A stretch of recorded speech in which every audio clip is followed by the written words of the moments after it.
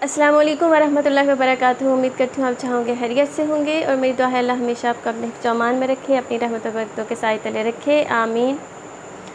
دوستو، ایک دفعہ ایسا ہوا کہ ایک گاؤں میں کچھ ڈاکوؤں نے حملہ کر دیا، اور وہ ایسا وقت تھا کہ سارے جو گاؤں کے لوگ تھے، جو مرد حضرات تھے، وہ گاؤں سے باہر اپنے اپنے کام پہ نکلے ہوئے تھے، اور وہاں صرف عورتیں اکیلی تھیں۔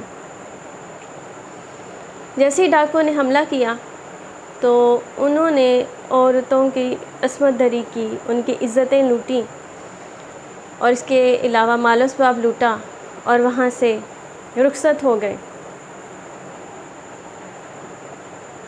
لیکن وہاں پہ جب وہ ایک گھر میں داخل ہوئے تو وہاں پہ ایک عورت ایسی تھی کہ جب ڈاکو گھر کے اندر داخل ہوا اور اس نے اس عورت کی عصمت لوٹنے کی کوشش کی، تو وہ اتنی بہادر خاتون تھی کہ اس نے مزاحمت کی، اس ڈاکو کو نہ صرف قتل کیا بلکہ اس کا سر جو تھا وہ تن سے جدا کر دیا۔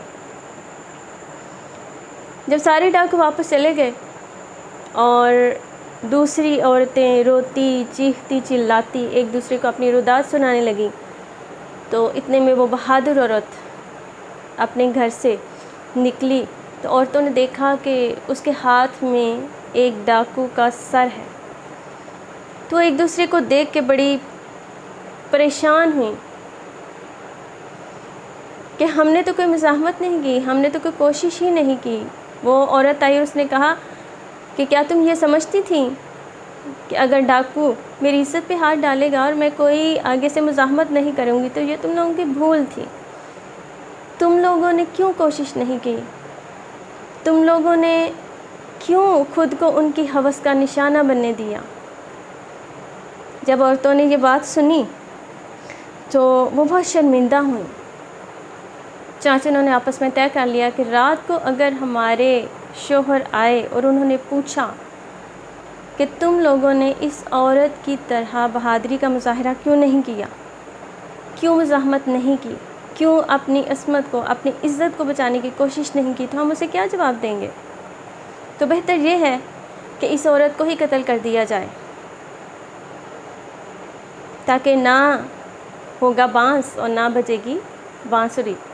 چنانچہ انہوں نے کیا کہ انہوں نے مل کے اس عورت کو قتل کر دیا۔ تو بات کہنے کا مطلب یہ ہے دوستو کہ جب برائی معاشرے میں عام ہو جاتی ہے تو وہاں پہ ایک شخص جو حق پہ کھڑا ہوتا ہے اس کی مخالفت ضرور کی جاتی ہے۔ اس لیے اگر آپ کی مخالفت بھی کی جائے اور آپ کو پتہ ہو کہ آپ حق پہ ہیں تو حق پہ ڈٹے رہیں، کھڑے رہیں، کیونکہ جیت ہمیشہ حق کی ہی ہوتی ہے۔ جس ہاتھ کو آپ روک سکتے ہیں برائی سے، آپ روکیے، کیونکہ ہم سب سے پوچھا جائے گا۔ دعا ہے کہ اللہ ہمیں حق پہ رہنے کی، حق بات سننے کی اور حق پہ عمل کرنے کی توفیق دے، آمین۔ دعا میں یاد رکھیے گا، اپنا خیال رکھیے گا، خوش رہیے، مسکراتے رہیے۔